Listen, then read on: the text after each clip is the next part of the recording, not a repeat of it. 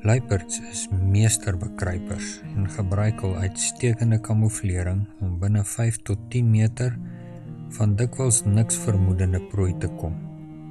Dan slaan hulle skielik en onverwags toe. En terwyl die bruidegom talm om te kom, het hulle almal vaak geword en aan die slaap geraak. En middernag was daar 'n geroep: "Daar kom die bruidegom, gaan uit hom tegemoet." Waak dan, omdat julle die dag en die uur nie weet waarop die Seun van die Mens kom nie. Matteus 25 vers 5, 6 en 13. Kom, ons kan Jesus vandag weer toelaat om die sluimerslaap uit ons geestesoog te vee, sodat ons nie deur sy koms verras word nie. Geesvervulde Sabbatseën.